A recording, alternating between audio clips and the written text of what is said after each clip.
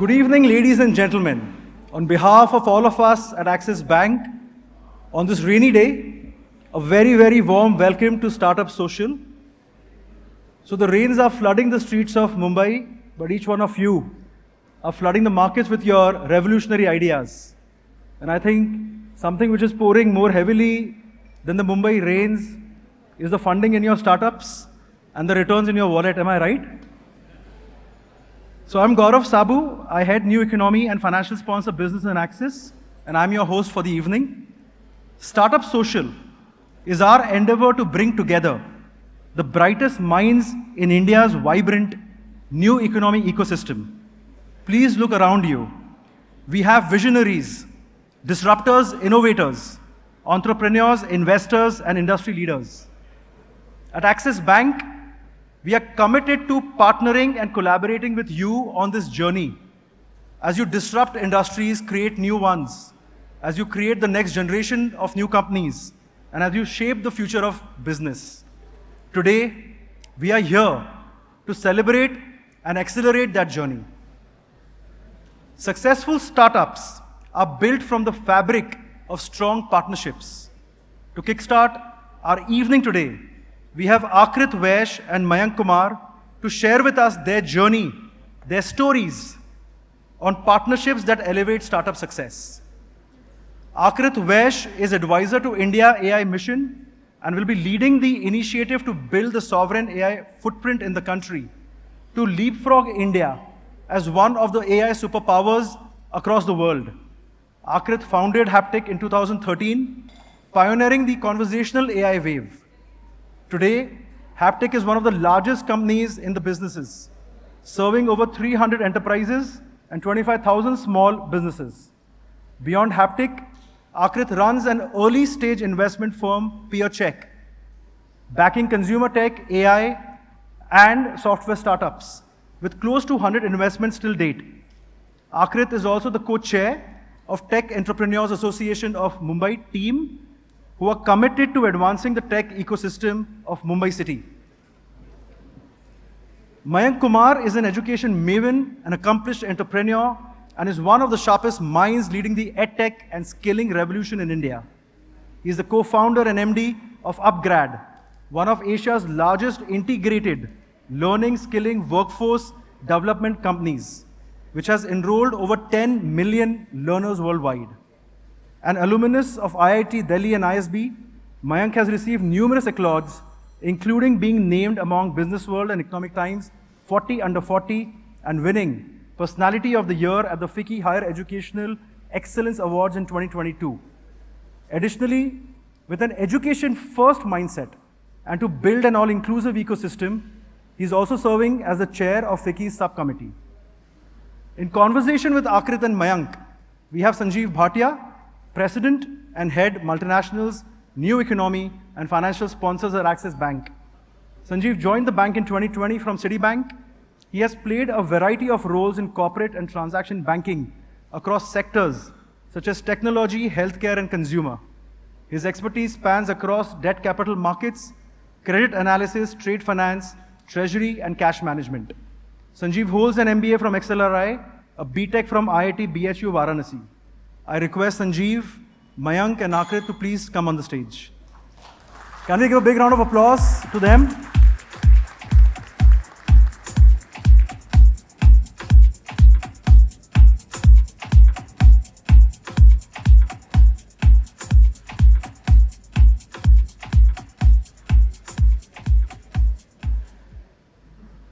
Sanjeev, over to you. So, Mayank and Aakrit, thanks once again for being here. So Mayank, let me start with you. When you started off upGrad, in the edtech space, the focus was either on test prep or on K-12. What got you to, upskilling, and how did you convince everyone else around you that this is an idea worth taking up? So I think thanks for having me here and having the entire team ecosystem here. But look, when we started off upGrad, when we were just launching upGrad, everybody came and told me it's a stupid idea. And it continued. It just sort of happens every sort of regularly. And when we're starting up, there was no other sort of edtech ecosystem. I just felt that, look, the customer, consumer are the same people. There are outcomes to be measured. So there are a lot of things, because I was in education before this for about 5-6 years. So I just felt that I knew education sector really well. And that's why I wanted to focus on lifelong learning, lifelong skilling. But more importantly, what ended up happening while we were building this up, every year, every second year, every third year, there will be so much pressure on me. Do K through 12, do test prep, do something else. Why are you doing this segment itself? And look, consistently we are growing at about 100, 150, 200% year on year. There was, not a single year that we grew less than 100%. But still everybody came and said this thing. So I was just going through my old emails and sometime back, one company raised it at about $1 billion, and we're just starting up. No, but you should do this. So I guess one of the things has been, when you're starting something up, that you will have a lot of distraction. I think it's your ability to say no to things that is more strategic, because saying no is more, in my mind, is more strategy, saying yes is execution. So sometimes you have to say no to things to build something which is at scale. And that's what sort of at upGrad we continue doing that. We knew what we want to do, and we knew what we did not want to do. And I think it's more important to know what we did not want to do over a period of time. So there's that famous anecdote of yours, the campus in Noida with just 2 students sitting in a class, not knowing what to do, why are they there? So take us through that. No, so I think this was a penny dropping moment for me personally. I grew up in a very small town in Assam. So I went to this place. I was at Bertelsmann investing in the education sector. So I went to a college, a university in Greater Noida. I don't know how many of you have been to Greater Noida. So if you throw a stone, you will hit a college. That's how densely popular colleges are. And I went to a college, drove down, landed up in the college, parked my car, went inside. I asked the guard, look, what's happening inside? The guard said, look, sir, I don't know what's happening inside. It's been there, some people come, koi aata hai, koi jata hai. I went inside and I went to 3rd floor. There were 4 kids studying in a class. That was the entire enrollment of that college. And these kids would have come from a middle class family from a tier 2, tier 3 town. They largely come from Bihar, the eastern belt of India. And I asked them, what are you guys doing? They said, I'm doing some circuit engineering, like electrical engineering program, etc. And we have to come here because every day you have attendance, so on and so forth. Look, that was a penny dropping moment for me, because I grew up in Assam. My entire education was subsidized. I studied in Kendriya Vidyalaya. I don't know how many of you are from Kendriya Vidyalaya, which was completely subsidized. 5 rupees was my sort of fees, which became 15 rupees, which was a very big deal. Then I went to IIT, which was completely subsidized. And I felt that, look, I had worked 5-7 years in the education space, understanding education, and I really laughed when these kids said that, look, this is what's happening. And then I realized that, look, if I want to laugh, then I have to do something about it. Otherwise, I have to stop laughing about the problem. And that's the time the penny dropping moment for me happened, that, look, I have to do something about this thing. Otherwise, that context of demographic dividend that we spoke about will become demographic disaster. And that's where the thought and idea of upGrad started early on, that you can't be an armchair critique. If you're believing something, do something about it. Yeah. So, Aakrit, you started Haptik way back in 2013. AI was not a buzzword then, much less conversational AI, right? Is it a buzzword today? Yeah, at least the people in this room would like to believe they know something about it. Yeah. But yeah, I think there's a lot of ground which has gotten covered. So in many ways, you are bringing a product to the market ahead of its time, right? So just talk us through your early days, and how did you kickstart Haptik, and how did you go from day to day trying to convince people that this is an idea which has come? Yeah. So who in this audience is familiar with chatbots? Everybody, right? 11 years back, when we started, 10% of this audience would have raised their hands. And I say that with as much pride, as much as perhaps a little bit of disappointment. The Haptik journey for me can be summarized, somebody put it very well recently, which is maybe a decade too early. I think we did well, and companies done well, and particularly in the last 2 years, ever since I call it the ChatGPT moment of our industry, there's been a lot of scale. But to answer your question, when we first started, actually our first product, this is a true story. Yeah. Our first product that we launched in the market on 31st March 2014 was a personal assistant chatbot to do things for you. Yeah. Literally. This is 8.5 years before ChatGPT launched. So I recently heard, Bhavish said in some conference that, he started an AI company before Elon Musk. So I think I should also say that I started a chatbot company before Sam Yeah. Altman. I'm just joking. Please don't, put that anywhere. It was way too early. We actually, like my job in the first year was just education.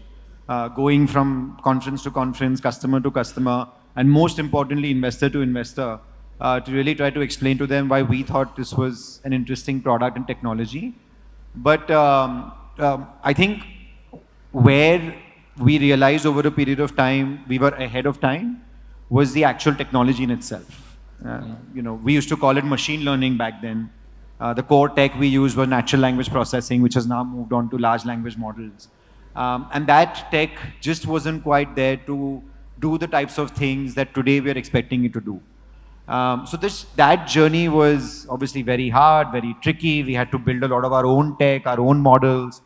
And of course, in India, which traditionally continues to be kind of a follower market, you don't have the capital appetite to be able to say, okay, look, we're going to invest, $500 million in trying to build, crazy R&D, right? So,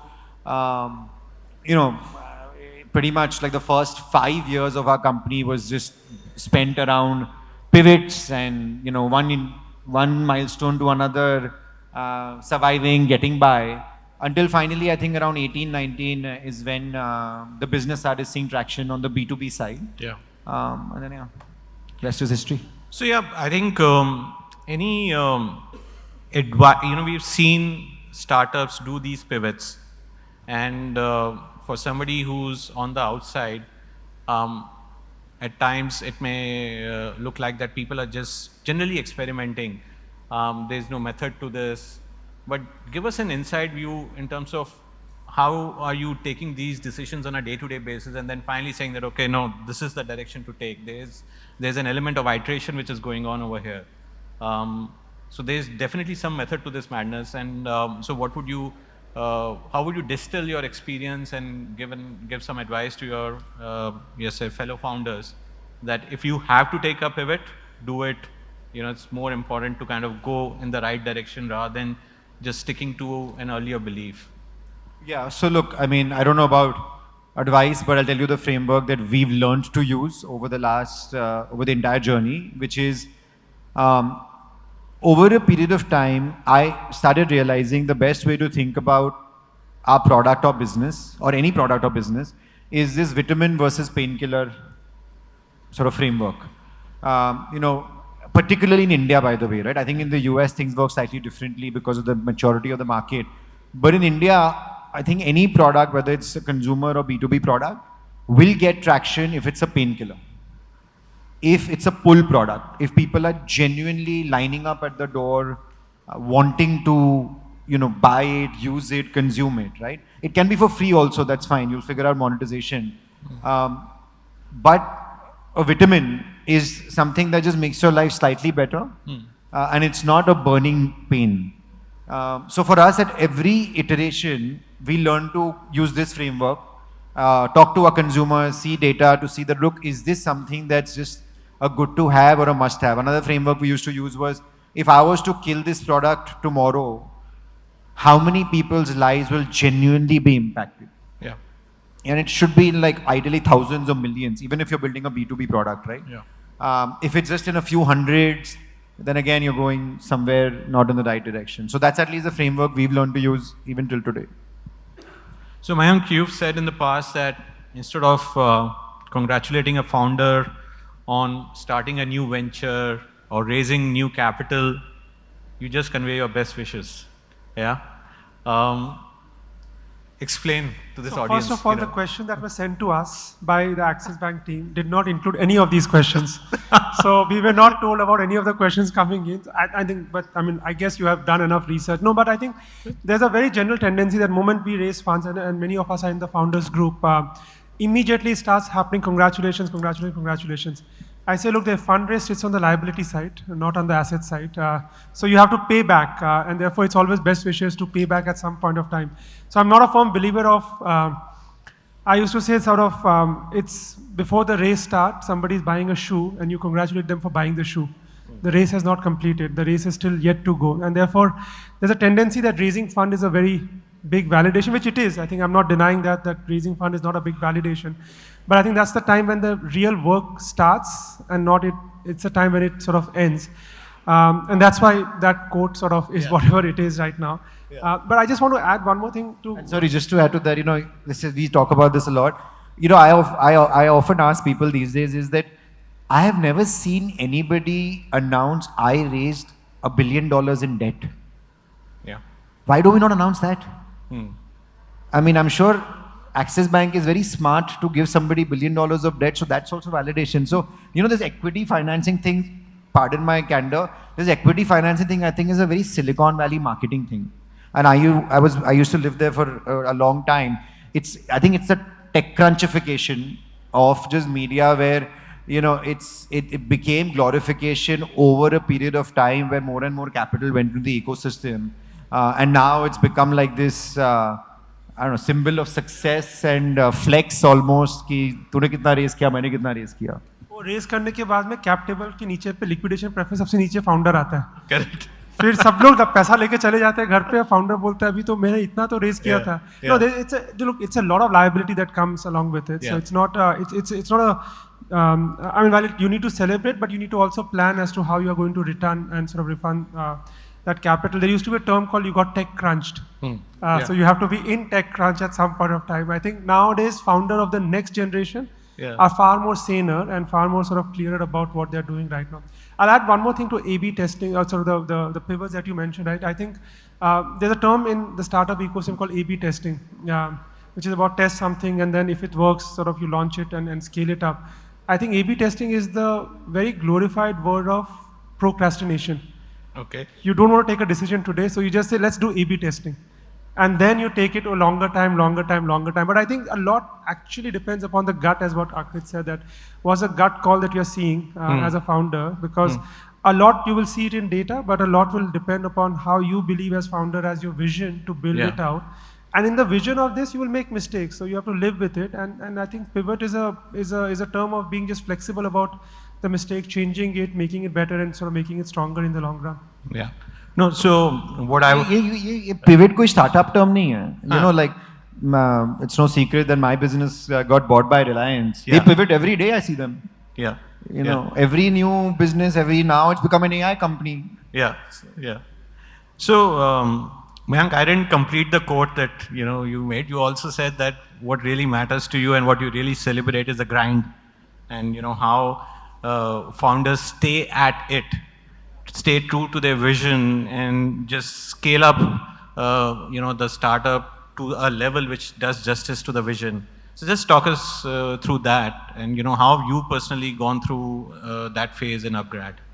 I told earlier also that look, in our journey there was a lot of time there were deviation when people said do this and do that because somebody was raising at $15 billion, $20 billion. Right. So do this, but I think you have to be true. Who was that somebody? So a lot of people are raising at large valuation. So we have to stay true to what we are believing in. I'm a big sports buff, so I enjoy watching sports, and this is a quote stolen, not my own quote. It's very difficult to beat somebody who always shows up. It's easy to beat somebody who's highly skilled, but it's difficult to beat somebody who always shows up. So I think for me, I believe in the context that, look, you have to always show up and you have to be at it on a consistent basis, because the guys who outlast are the guys who build great sort of companies. And for outlasting it, you will have more bad days and good days. You will have more shitty days and then sort of great days. And I think on those days, next day morning, you have to get up and again go back to work, because it's not that you are doing whatever that you are doing, but there are about thousands, hundreds, and 5,000, 10,000 people who are relying on your own decision.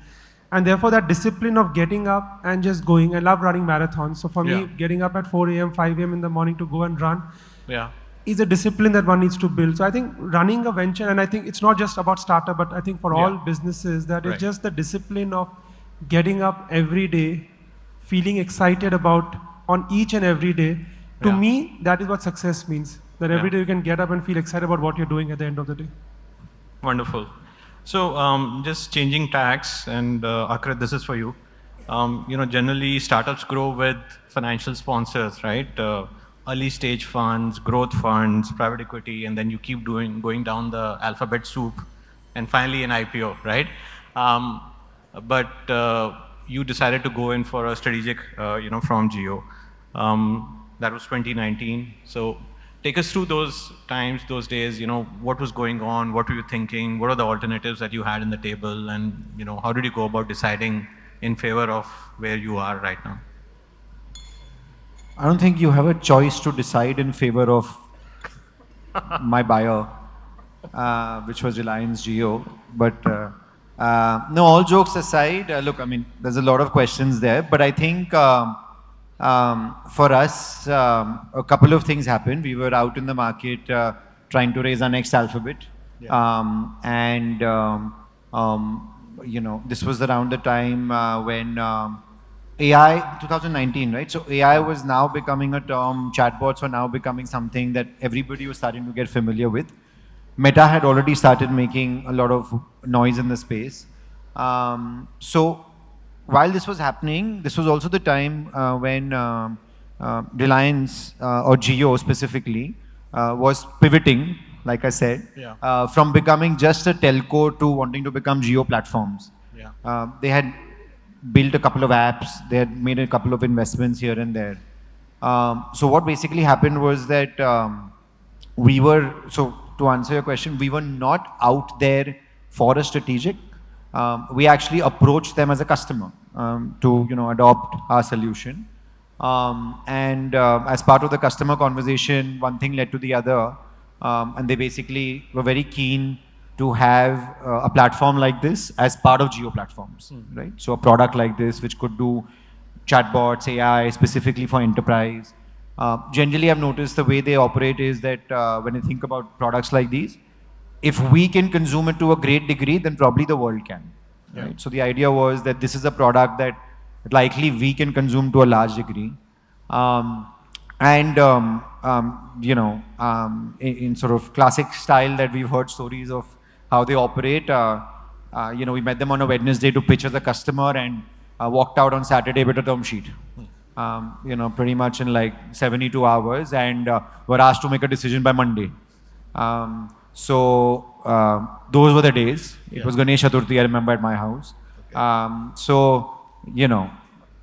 Without going into details, which I can't, it just in that moment felt like a good outcome for everybody involved. But more importantly, we were single-digit crores of revenue. So we were a young startup in that sense still. The buying price, which was public, was fairly generous. But along with that, it really felt like they wanted to build an internet company here. And that got proven out a few years later when they got partners like Meta and Google on board. And it just felt like there could be something large we could build. And in 5 years, the business is now, a little north of the, in the multi-hundreds of crores in revenue, which we've done with not as much capital. So I don't think Haptik could have become what we claim to say one of India's largest AI companies without the strategic benefit. And look, I always say this with a caveat to anybody who asks me this question, right? Any strategic, any buyer is like a VC. Not all things are going to work out, and not all things are bad.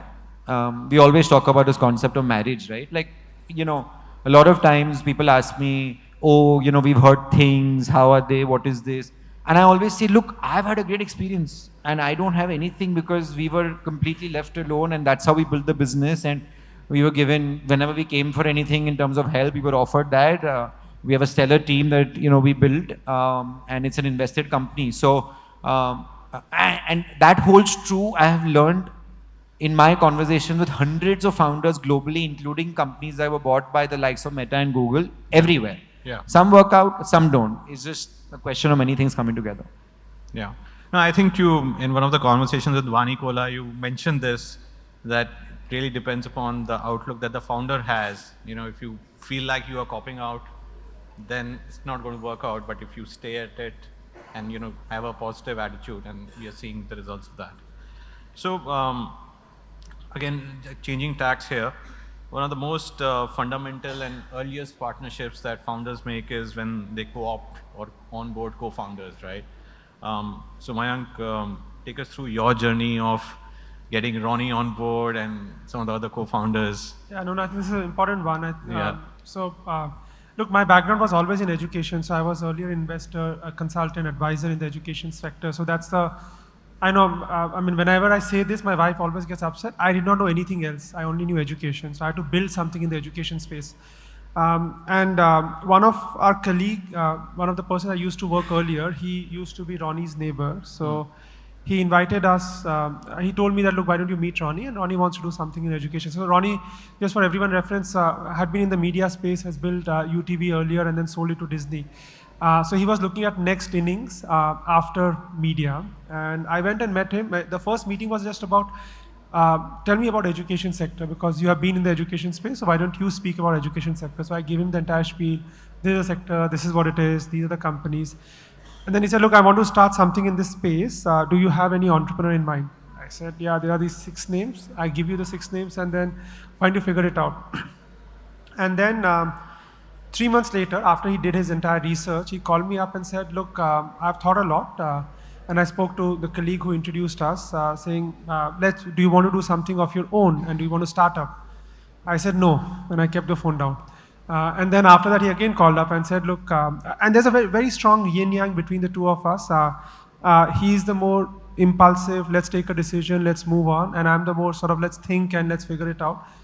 So I said, look, I'm going to Japan for a trip. It's my son's first sort of trip internationally. So we'll just go and enjoy, chill it out and relax and come back. He said, come back and tell me what you want to do. And I think that's the time it was always brewing at the back of my mind. I want to do something. And I felt that, look, education is something which is it's not something that you will see. It's not like 2 minutes Maggie. You will see the result tomorrow. So you need somebody who has permanent capital. It's not something that you have to always think about next round of funding. And that's where, when he was coming on board, I said that's one big advantage. The second big advantage was that I think he had built something at scale. He could bring in the understanding of scale, branding, and how to sort of build things out. So I think I felt that I understand my circle of competence was education, his circle of competence was scale, and sort of building something at sort of a different level altogether. That's how we came together, and we sort of complemented each other really well. And then we got 2 other co-founders whom I used to work earlier with, Falgun and Ravi. And Falgun came with a perspective that I'm a very introvert guy, he's an extremely extrovert guy. So I said somebody has to be out there and to talk to people, and Ravi was our product lead and tech lead, and that's how the 4 of us came together. I think one of the critical things of getting the founding team right is to just find complementarity. There's a very clear tendency to get the people that you really enjoy working because they're like you. And sometimes you have to just find people who are not here completely opposite you or different to you, because when you're building something out, you need people of different skill sets, different caliber, different sort of approaches. And that's sort of the way we got the founding team done in the early stages. I think you also said that there will be very bad days, and down days, etc. And it's very important to have that confidence that the co-founders will stay together, in those tough times. And that's also a sense that you need to have, that whether the co-founders have that chemistry. I think sometimes you just jump in and you form the chemistry. So I think Ronnie and I met a few times. So Falgun and Ravi and I used to work earlier. So we had spent 4 or 5 years together. So there was that comfort. With Ronnie, it was a new thing. And that's where I used to come and spend time at his house, couple of 3-4 hours every weekend, consistently doing it back and forth. And I think one thing that I realized that, look, he will say exactly what he means. He will not mince his word. And that's the thing that I wanted. I wanted somebody who's very honest, very blunt, and very clear.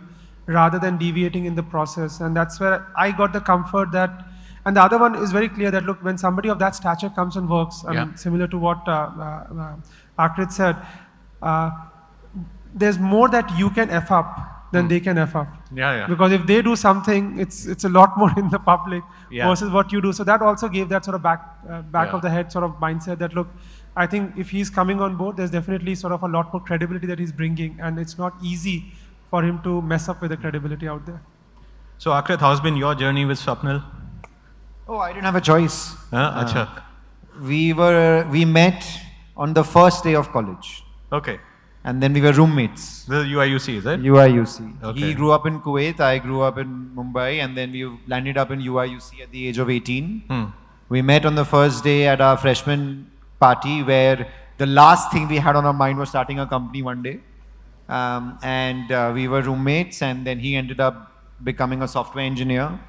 So it was not at all as scientific.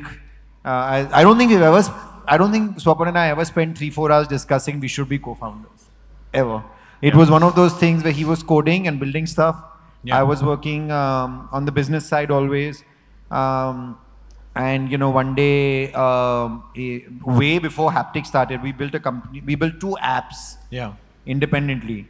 So he reached out to me way before that, saying, "Hey, listen, I've been coding. I'm here. I'm a little bored. I want to make a mobile app, but I don't know how to market it." I said, "Okay, I'll help you market it." So we started that as a weekend project, way in our early 20s, and that's it. After that, it just became a thing that we will continue to build together until the foreseeable future. So it wasn't even a case of, okay, we have an idea or we have a space. It was more a case of 2 of us want to do something together. We've built a couple of things. Now what's next? And then we discovered Haptik. So for us, we're as close as, the funniest story we share is that during lockdown, they live by themselves here, and they just found out they were expecting a baby. We were expecting our second baby. So we lived together for 3 months with the wives and my first baby. So that's how we spend our time, and so it's just it ended up being a very different equation. No, but I think Mayank did talk about chemistry, and I think that's been the overriding sort of thing with the 2 of you. Wonderful. Both of you run partnerships with some very large institutions, right? You run with some very old, reputed global universities. You run with the likes of Meta and Google. So just, do you face some of these small fish, big fish kind of situations as you go about executing these partnerships? Mayank, maybe you can start. Yeah. I mean, all my fish are bigger. Okay. I'm the small fish all the time. But look, I think whenever you're doing it, I've realized that in any partnership, as long as you're going with a win-win thought process, and it's not a win-lose thought process, it always helps. That's number 1. Number 2, be very honest and truthful about what you bring to the table and what the partners bring to the table. And I think we always knew that, look, whoever that we are working with is much older than us, much more reputed than us, much more established than us. But there are certain things that they're bringing on the table which I can't bring, and there are certain things that I'm bringing to the table that they can't bring. And I think as long as we are very honest about what you bring and what they bring, has always been sort of very helpful. The third one for us has been just being very honest about everything that you're doing. I've always felt that, look, and that's been my negative point also, that I've been sometimes too honest, but I think as long as you're very honest, you lay it out very clearly to the other side, I think in the long run, it all pays back. Some of the partnership that we have had has been for the last 10 years, that we started in 2015, 2016, that sometimes we partnered, it's been 8-9 years that we have engaged with them and no change has happened. And one thought that always been there, it's the trust and it's the comfort to be very blunt and very open and just let them know. And think that is going to be a win-win rather than a win-lose situation, because the more we thought win-lose, I had never been able to progress in those conversations. But the more we thought win-win, it's always worked out really well for us over a period of time. Aakrit? Look, Haptik's 3 largest customers are Reliance, Adani, and the government. Okay. And our two largest suppliers are Meta and OpenAI. Okay. So we take Meta's WhatsApp, we take OpenAI's GPT, Yeah. we create products, and we sell it to these three. Okay. So I am that fish in that aquarium, जो सबसे छोटा वाला होता है ना, who runs around everywhere. Okay. Well, the other fish are chilling. Yeah. And then suddenly they'll hit you. Yeah. That's us. Okay. At Haptik. It's a very interesting question you asked because I was just thinking maybe we should write something about it because Yeah. we've been at the center of this, especially as an enterprise company in India. I don't even know what to add to what Mayank said. It's except that it's an art, and I Okay. think it's not something. I think it's very. I don't think anybody can teach you this. Some of this you learn on the job. I think it's important that you tune your team also around it. I think the last thing you want in a position like where Haptik is egos. Okay. Very difficult because you cannot have that. And you have to operate with a great degree of honesty, with a great degree of here's you know what I always try to do is and encourage our team to do is that every situation do what you think is right for the business. Yeah. Like leave the emotional part aside because look, the truth is that some of the bigger fish we're talking about may not necessarily always come from a place of pure logic. There are a lot of other factors that go on. Yeah. Right? In fact, most of the times, it's not necessarily, okay, 1 + 1 = 2, so let's do it. There's always a 4 or a 5 somewhere going on which we don't know about. So we just need to operate from a place of, look, this is what's right, and keep at it. It takes a lot of perseverance. It's not for the fainted heart, especially in India. It's a, you know, especially for running a B2B business in India, I think as a founder, you're part chief collector also, which is collecting money and ensuring people pay. Yeah, I mean, I don't know. I'm at a loss of words because the question is so pertinent to a lot of what my life has been for the last few years.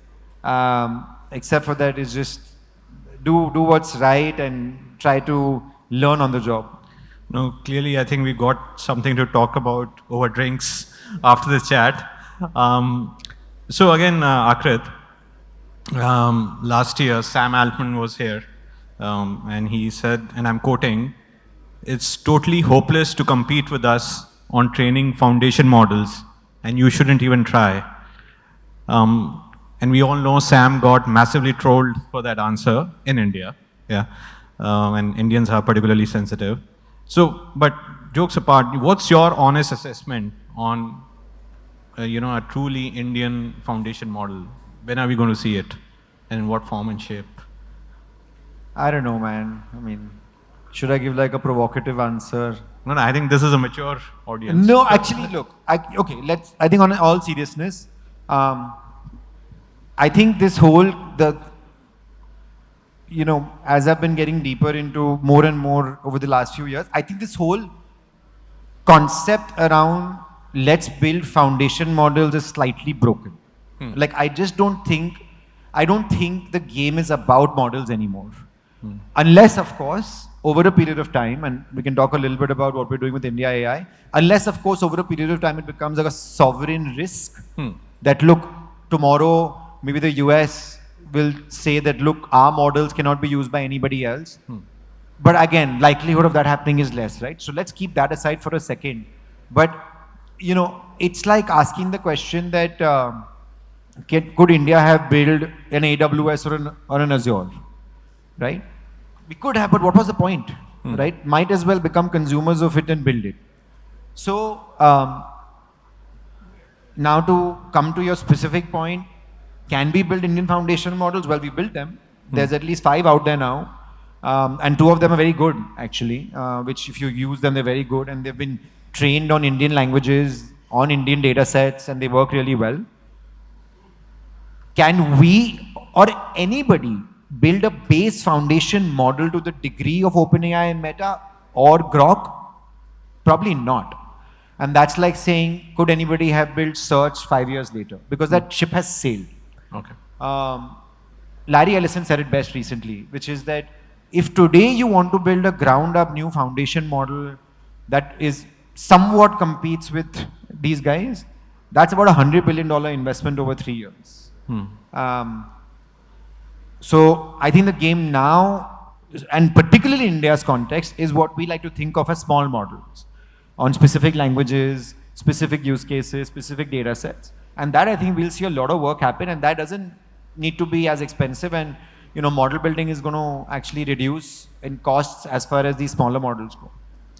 So, Aakrit, you've been working with the government of India, on the AI mission. And prior to that, you also ran the Corona help desk on MyGov. So, give us a ringside view of how is the government approaching this? How are they looking at AI, as an opportunity, as a challenge, and what are they expecting us as private sector to do? What is it that the government doing? Give us a sense there. Yeah, I think it's becoming a little bit more clearer now. But at a very high level, if you have to unlock the value for AI in India, I think there are 3 pieces that at least the government or the India AI mission is very focused on. One is how do you enable compute at scale? I mean, everybody knows that's the biggest roadblock today. Sharad, who's one of our members, Sharad Sanghi, who's one of our members at team with NASA, he's building now an AI cloud services company. So just how do you unlock compute at scale? India has, I think about, in the private sector, I think now roughly about maybe 7,000-8,000 GPUs. Okay. Meta has an order book that they have placed with NVIDIA of 600,000. So a company's order book, one customer versus India's GPU, you can just think about the difference, right? Yeah. So one is how do we unlock compute and GPUs at scale? The second is there's a genuine belief in that specifically for our native languages, there is a lot of inherent data sets that we have as a country that can be unlocked. And some of those data sets are deep inside ministries. Okay. So how do you bring that to the fore such that the private sector can use them for whatever purpose is required? And then finally, the third is, and look, this is no secret, there's enough written about this, but there's true belief that over the next 5 or 10 years, India will have an AI doctor, an AI teacher, and an AI farmer. Okay. So how does where we stand at the mission try to enable that for the country as well, either enabling companies to do it, either enabling data sets, or potentially even seeding some of these apps out there. Yeah. Yeah, I guess 5 to 10 years is earlier than what people are thinking about, right?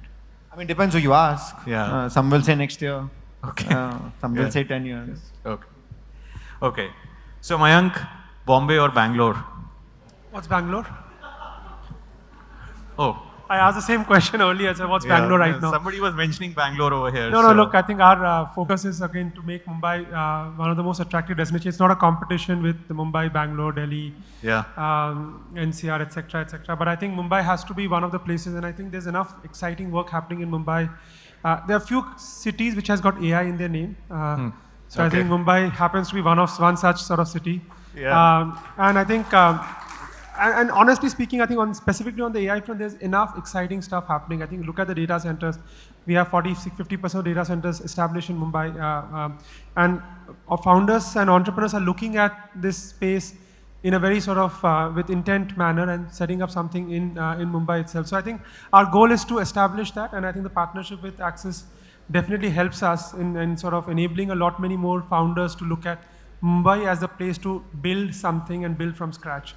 So we are excited about this, and no competition with anybody, but on drinks we can talk separately. But overall, I think Mumbai has to remain what it is, and I think we did this in entertainment, we did this in financial services, and I think AI is the boom which we definitely should take advantage of and build unique companies coming out of Mumbai.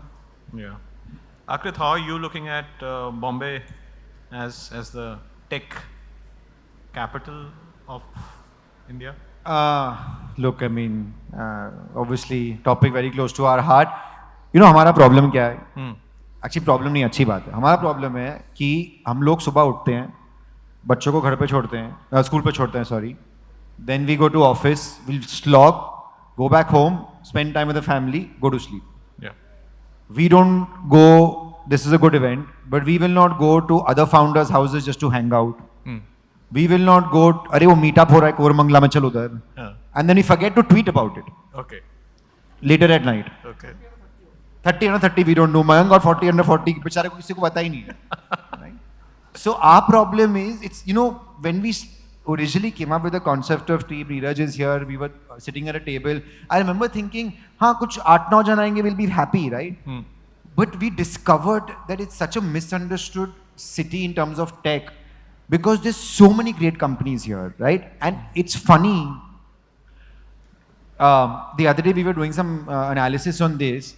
You know, in every sector, in amongst the top 10 companies by revenue or profit, Mumbai has 4 or 5. In every tech sector. If you think about AI, edtech, gaming, pure SaaS, application SaaS, or kya hai? D2C, you know, across the board, right? So it's just that we don't talk about it as much because, like I said, right, we don't like to. We are not inherently built with that, honestly. And the other reason is that, see, Mumbai as a city compared to others that you mentioned has so many other things also. Yeah. So we are the financial capital of the country, we're the entertainment capital of the country. We have so many other things going on, right? So we have Coldplay coming. Yeah. So हमारा problem is कि news में Coldplay tickets will come. Correct. But it won't come that Silicon Valley of India. So I think it started out almost, we'll be honest, right? It all started with saying, oh, listen, we have to save Mumbai as a tech city, to very quickly becoming, there's no saving. There's actually a lot happening. It's about just bringing this group together and, you know, talking about it and building the ecosystem. No competition with anybody, but still one day we'll beat Bangalore. Okay. Great. So we'll open it up for Q&A now. Any questions, anything that you want to ask here?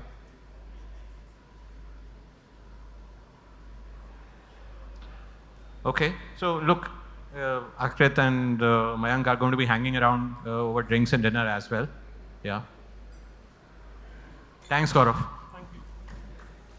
Can we have a great round of applause for a very candid, honest, open dialogue? Thank you, Mayank. Thank you, Aakrit.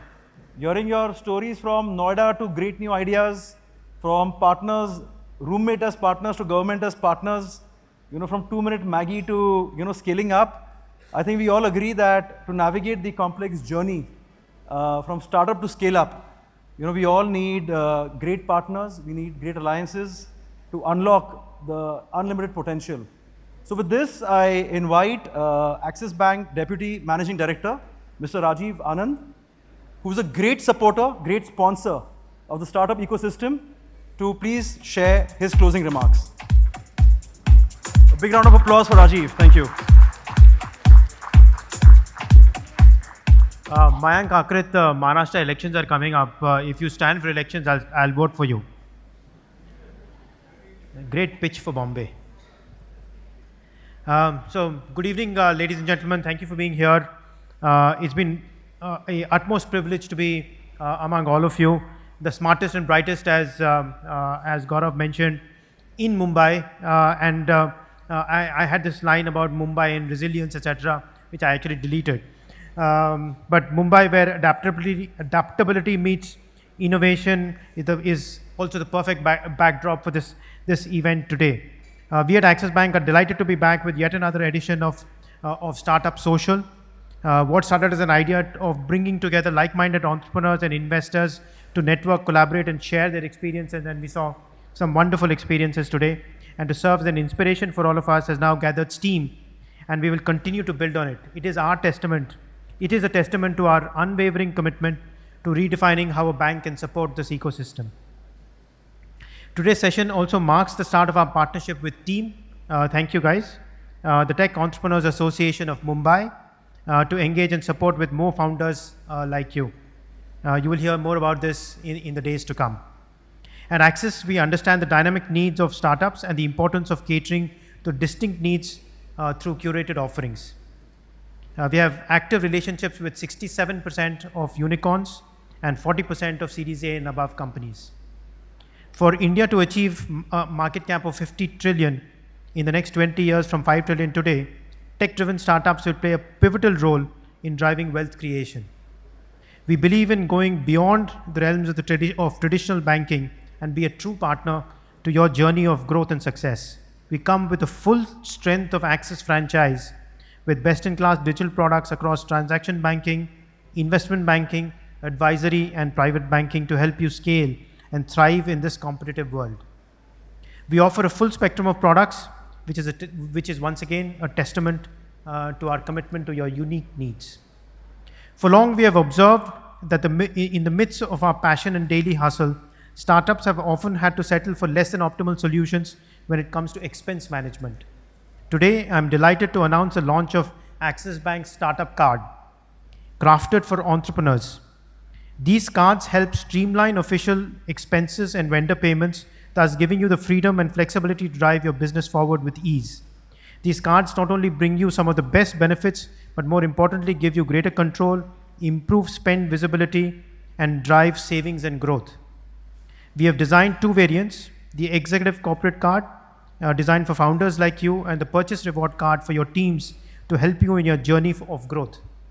These cards are designed for operational convenience, flexibility to startups to allocate between T&E and purchase cards, in addition to gain reward points to get discounts on popular SaaS products like Google Cloud and AWS services. We have a booth outside showcasing the card's benefit and features. Please do visit the booth. Neo for Axis Bank, our digital transaction banking platform launched last year, was designed specifically to create an ecosystem that helps streamline and accelerate your business. With multiple platforms and APIs, the power of customizing now lies in your hands. Please do visit that booth as well. Axis Capital and some of my colleagues are here. Our investment banking arm has been consistently recognized as India's best investment bank and the most preferred partner, regularly leading the league tables. Axis Capital has been at the forefront in 2025, completing IPO and pre-IPO fundraisers for TBO Tech, Exigo, Digit, and we're now working on Zepto, Bluestone, Blackbuck, Fractal Analytics, Ecom on their journey of becoming a public listed company. We take immense pride in our partnerships across digital banking, Bharat banking, small business banking, and retail banking with some marquee names in the industry such as Book My Show, Nykaa, Dream11, upGrad, Google, Make My Trip, ClearTrip, Razorpay, Cashfree, Cred, Open, Ola, etc., etc. As we've all heard, the underlying theme for tonight's discussion was crafting perfect partnerships, and there's nothing better than a platform like this to make that happen.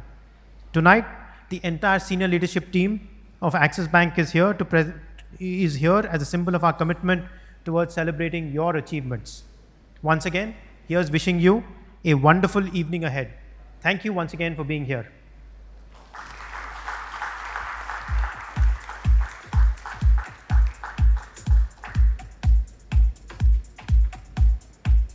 Thank you, everyone.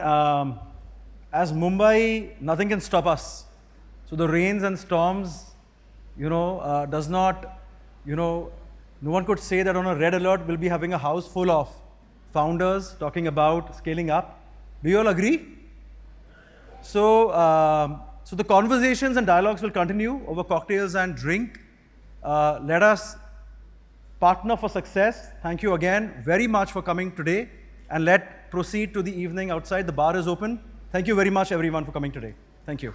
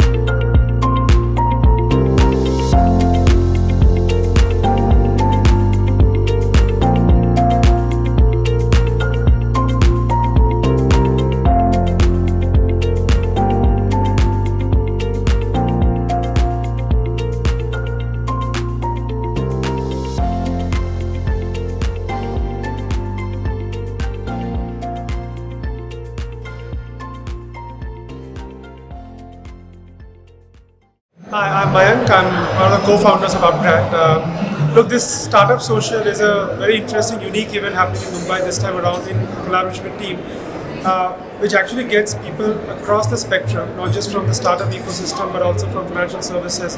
And it sort of creates a good sort of ecosystem of people around, which can exchange ideas, exchange thoughts, and network in the process itself.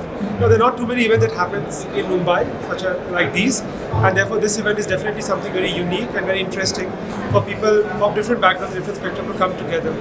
Now, it's been a pleasure to partner with Axis Bank, specifically for this event from a team's perspective, because as team members, we are looking at creating Mumbai as an attractive destination for founders to come and establish and set up their companies. And we are glad that Axis Bank has agreed to partner and collaborate with us in this initiative. Thank you so much to Axis Bank for hosting this wonderful startup social. It's great to see the turnout.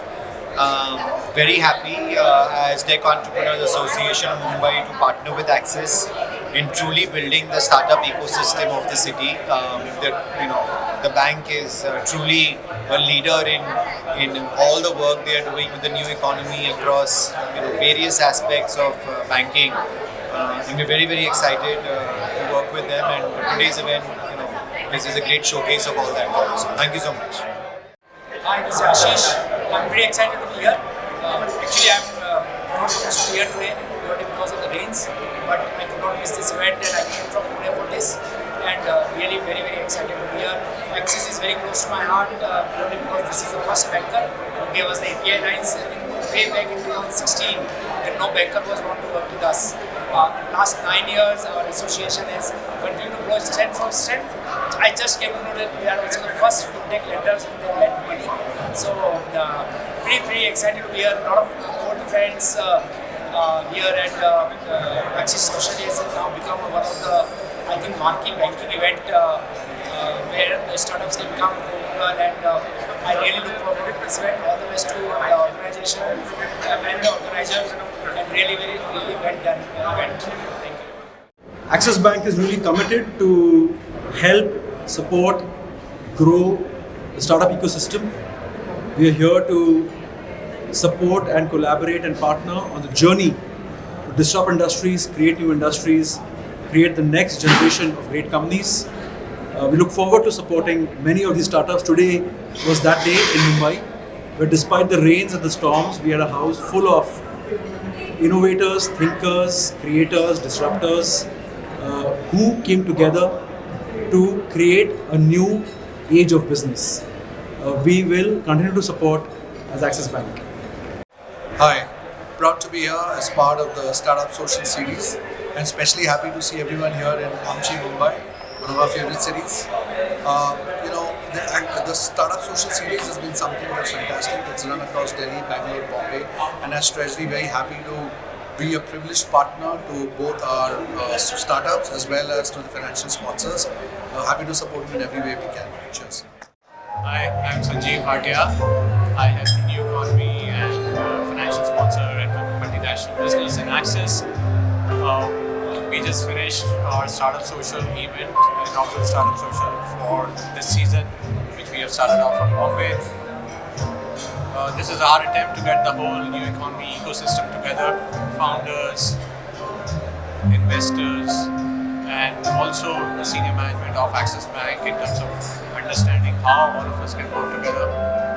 I think the energy in the event today was unmistakable. All the young founders pushed us in terms of with their new ideas, what Axis can do differently. We definitely go back a lot more richer and a lot more enthused and encouraged in terms of doing even better in this new economy system. Here's wishing Axis all the very best. Absolutely delighted to work with the startup community here in Bombay, in Gurgaon, and in Bangalore. It's such a vibrant, community, and you put all the venture capital and private equity guys into that, and the amount of energy that you see in the room is truly phenomenal. Axis itself brings so much to this community in terms of the banking capabilities that we have created exclusively for this set of customers for us. We have a separate group which is focused only on new economy group or startup, the startup community, and we work with the financial services, financial sponsors group to be able to, in a sense, get them together and partner, because that's really what we are. They'll say open.